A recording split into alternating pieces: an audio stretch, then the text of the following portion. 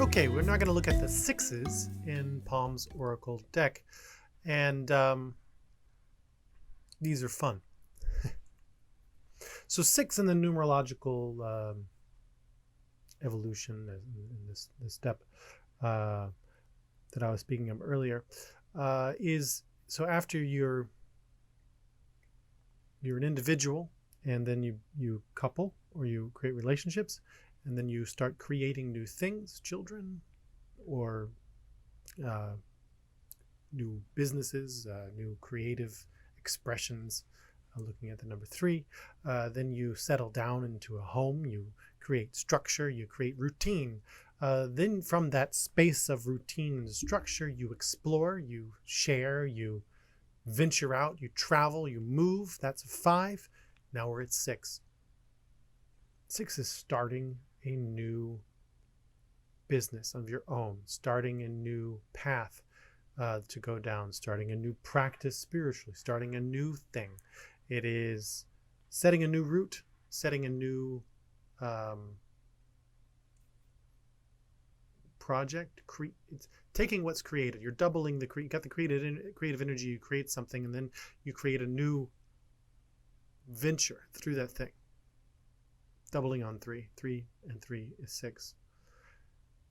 So the energies here, the energy of change through creating a new thing, is the whip, and the whip can go many different directions. The whip is repetition, but also can be abuse, but also can be taking charge, taking control. It can be violent, and it can also be having authority. The cowboy leading cattle across the land doesn't hit the cows with the whip. He hits the whip in the air behind the cow, and those little strands of leather that come off the back make a sound that breaks the sound barrier because they move so fast. It scares the cows into going the right direction. So leading and beginning through creating fear, not exactly a positive act. This can also be a card for bondage and masochism, which is not really, it's very rarely that I come across that as the application of it, but it does happen. You'll look at the hilt of that whip, has an owl carved in it, so we are questioning the wisdom in this tool, but sometimes there is wisdom found through this process.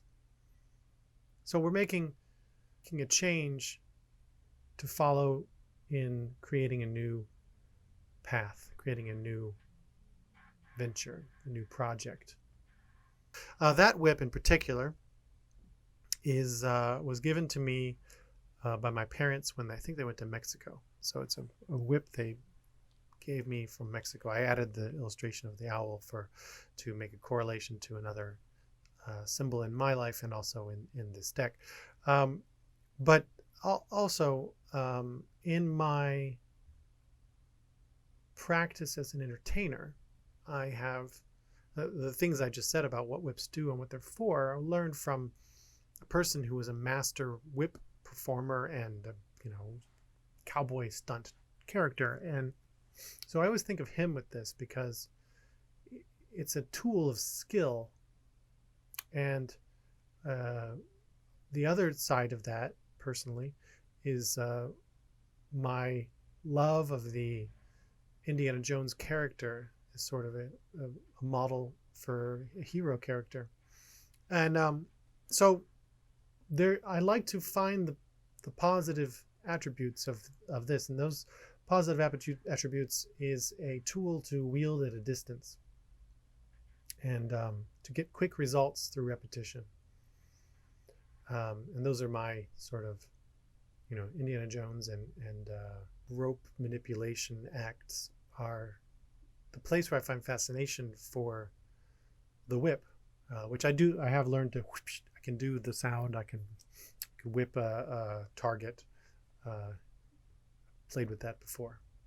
Six of Hearts, rock cairn. A cairn is a stack of rocks, and I think this is a Gaelic or Celtic word. Might be Scots, but you find these all over the world. And anytime I go to a rock beach, I will pile up some rocks, and what I'm doing is practicing creating balance.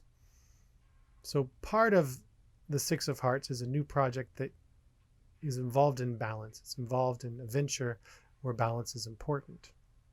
But the Six of Hearts, or the rock cairn, also is a marker for a path. So it's a marker you'd find that shows you're on the right path. And these are used all over the world, so that if you're lost in the woods and you find a rock cairn, you now know that you're on a human path that's going to lead to something that will bring you back to society. And also, they are markers for people who walk that path regularly, so that they know where they are. There's different ways that a rock cairn are used. Now, I also have to say that in a lot of places, such as the Smoky Mountains, it's frowned upon if you go into the creek and stack up the rocks, because they don't like people doing this to change the ecological balance.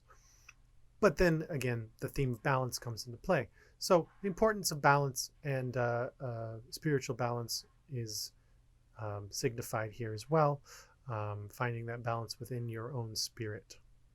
The Six of Clubs is the forest card, and this is a very special personal story as well, because this is not just the forest in this image.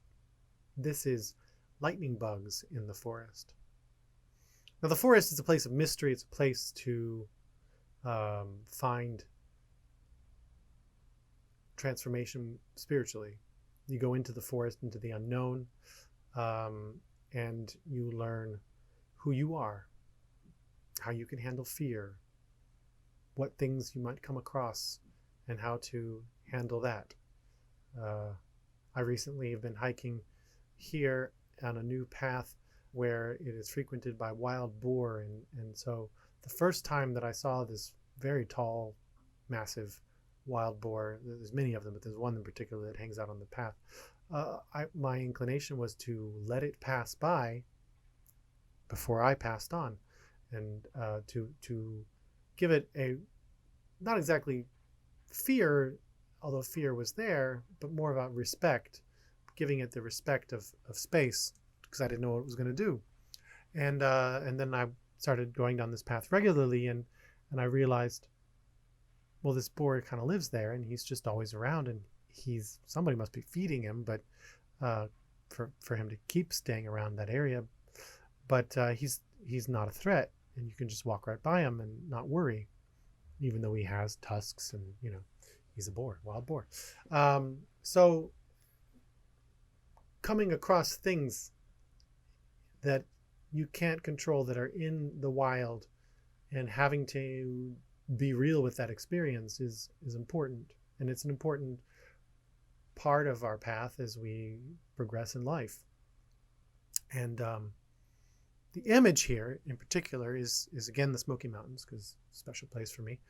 And in particular, in the middle of June, you can look up the exact dates of when this happens, lightning bugs, which are small insects that don't bite, that their thoraxes, their butts, light up a phosphorescent light at night. They blink. It's really cool. And as kids, we used to collect them and put them in a jar and kind of keep them as pets. Of course, keep them in a jar for a while and they start to die. So you learn about that too. I have to put holes in the jar. And you don't want to keep them for too long, but for one night, having a bunch of lightning bugs in a jar is quite cool. What's impressive is there is a night where if you go and wait and be quiet and patient, you will see the entire forest light up in unison, because they synchronize and they all blink at the same time. It is a mesmerizing natural occurrence. So that's what that is meant to represent, or to show, is the real magic and beauty and wonder of nature and the natural world, and how that, that's a great thing. A thing of power as the clubs are to be. And finally, the anchor. The anchor stands for setting up shop, taking a stand on staying a place for a while. Now, it's not permanent because it's not roots, it's an anchor. So you've found your first step on a path. You've found a place to lock yourself into for the time, and that's a material, earth-based act. In particular, this anchor, I'm really happy with this drawing. I really enjoyed making this drawing. I like how drips of water making the ripples and the reflection in the water. So my thought was, pardon me, my thought was to capture the idea of the anchor that would be on the side of the brig unicorn ship. That's the 5 of spades. But the closest thing I found in the real world and took a photograph of is an anchor on a ship in Disney Sea in Japan. And there's a sort of Leonardo da Vinci themed Italian fort town on this, built into this Disney experience, which is different from the other Disney experiences in the way it's set out. It's quite a cool place to go visit if you like that kind of thing, which I do. So they built this ship, and then you get, so occasionally the Pirates of the Caribbean characters will come through there as well. But you could go in the ship and pull things and make the cannons make sound and smoke, and you could also lower and lift this anchor. And so my son was doing that over and over again because that's fun. And that's where I took that photo. But the anchor is one of the better anchors I've found visually. So there's the story on that one. It has a sense of joy for me because of that connection, but generally thinking of staying put for a bit in a new place. All right.